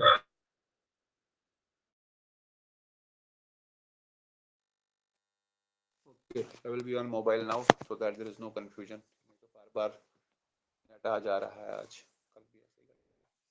अभी आवाज ठीक है? Is it audible? हाँ जी प्रभु जी। मोबाइल नेटवर्क से काम चल जाएगा, ऑल्दो समय हो गया है।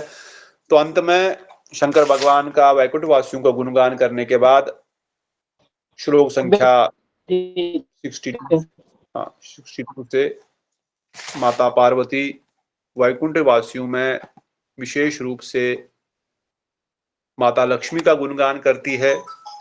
वो कहते हैं कि इन सब वैकुंठ वासियों में सर्वाधिक कृपा पात्र जो है, क्योंकि कृपा पात्र की भक्ति चल रही है, सबसे अधिक कृपा पात्र श्री हरि की माता लक्ष्मी है, क्योंकि माता लक्ष्मी ही भगवान नारायण की सर्वोत्तम प्रकार से सेवा करती है। उन पर भगवान नारायण की स्पेशल कृपा दृष्टि है। समस्त प्रकार की विभूतियां उनको प्रधान है तथा उनके कृपा ज्ञान वैराग्य और भक्ति सिद्धि होती है।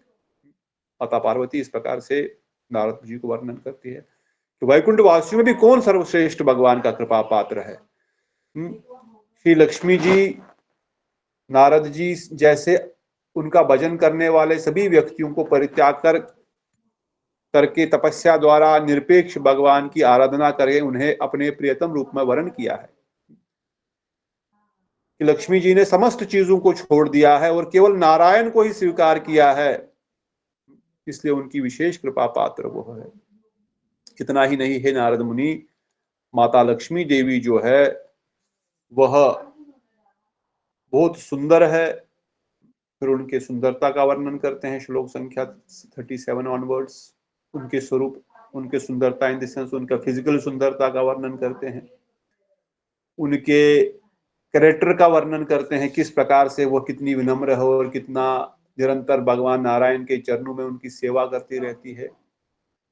और इतना ही नहीं, एकांतिक रूप में केवल नारायण की सेवा केवल माता लक्ष्मी ही कर सकती है, इसलिए नारायण की विशेष कृपा पात्र जो है या भगवान की विशेष कृपा पात्र जो है वह माता लक्ष्मी ही है।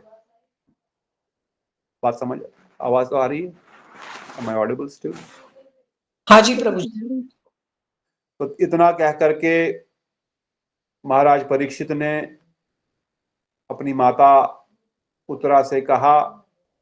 शिव जी की बातों को सुनकर देव ऋषि नारद परमानंद होकर के उच्च स्वर से कमलाकांत की जय हो, कमलाकांति की जय हो, वैकुंठ वासियों की जय हो, कृष्ण प्रिया की जय हो, वैकुंठ ईश्वर की जय हो, आप सबकी जय हो, आप सबकी जय हो, आप सबकी जय हो करते करते जोर जोर से कीर्तन करने लग गए और आनंद विभोर होकर के वह नाचने लगे। तब ये कहते कहते माता लक्ष्मी का अभिनंदन करने के लिए वैकुंठ जाने को प्रस्तुत हुए, किंतु उस समय महादेव ने दोनों हाथों को पकड़कर रोक लिया और कहने लगे। तब जाकर के अब नारद मुनि वैकुंठ की ओर जाने लगे थे। चलो वैकुंठ चलते हैं, माता लक्ष्मी ही भगवान की विशेष कृपा पात्र, वैकुंठ वासी उनके विशेष कृपा पात्र है। तब महादेव उनसे कहते हैं, हे नारद, श्री कृष्ण के प्रिय जनों का दर्शन के आवेश से उत्कंठित क्या तुम्हारी स्मृति विलुप्त हो गई है? क्या तुम्हें स्मरण नहीं कि भगवान श्री कृष्ण पृथ्वी पर श्री द्वारिकापुरी में निवास कर रहे हैं?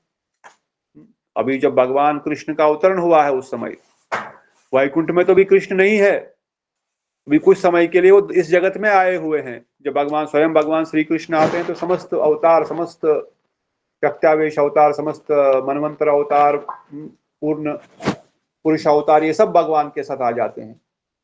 तो कहते हैं वहां पर वो नहीं है, अभी कहाँ जा रहे हो वैकुंठ? वैकुंठ में क्या करोगे अभी जाकर के? वो तो अभी धरती पर द्वारिका में विराजमान है और लक्ष्मी देवी रुक्मिणी देवी के रूप में वहां विराजमान है।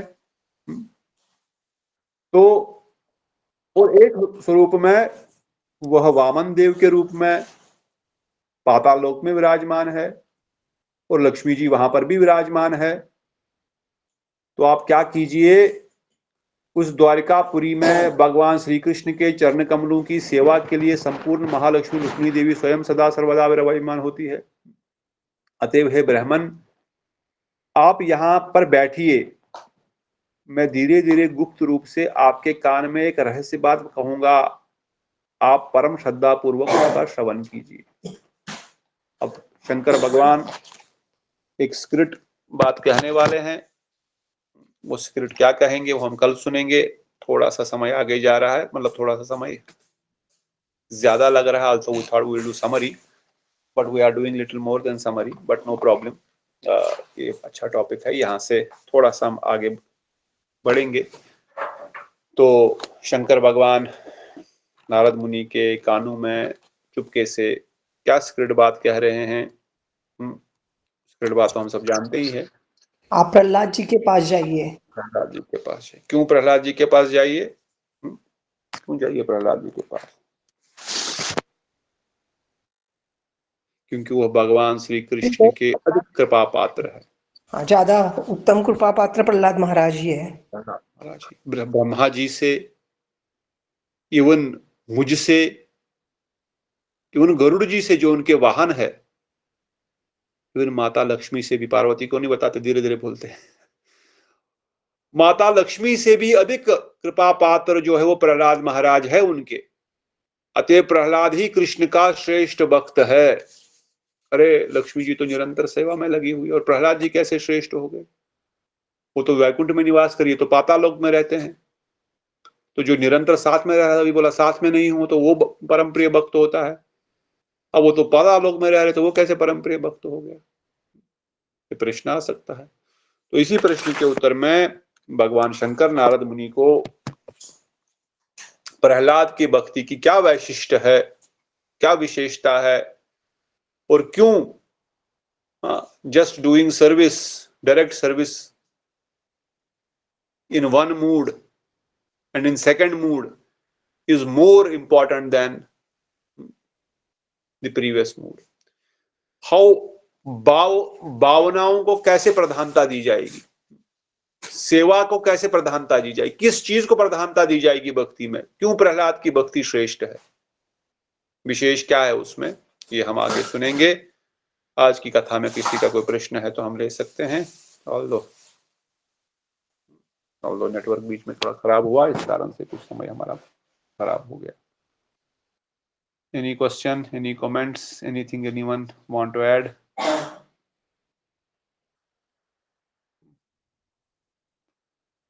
Okay, if not, तो हम आगे सुनेंगे किस प्रकार से प्रहलाद की भक्ति श्रेष्ठ है, क्या उनके गुण है, स्वयं शंकर भगवान के मुख से सुनेंगे, जो कि एक अथॉरिटी है, वैष्णव है और मुक्ति प्रदाता, मुक्ति लोक से परे बैठे हुए, तो उनके बातों में कोई भी दो राय नहीं हो सकती।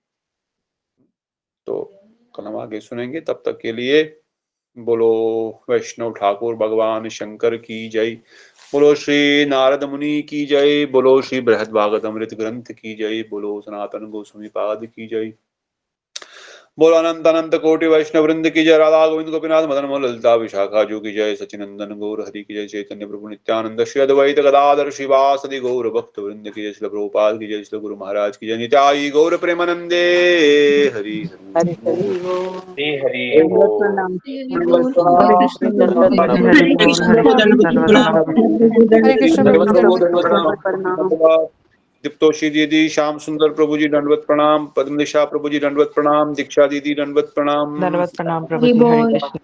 नीता दीदी, बीटा दीदी दंडवत प्रणाम, रेवती दीदी दंडवत प्रणाम, मुकेश दंडवत प्रणाम प्रभु जी। and all the Vaishnavas and Vaishnavis दंडवत प्रणाम, दिल कृष्ण प्रभु दंडवत प्रणाम, बोल दंडवत प्रणाम, सकले चरणों हरि हरि बोल, दंडवत प्रणाम प्रभु जी, हरे कृष्णा। धन्यवाद। श्री राधे प्रभु जी, श्री हरि बोल, राधे राधे राधे। श्याम बोल हरे।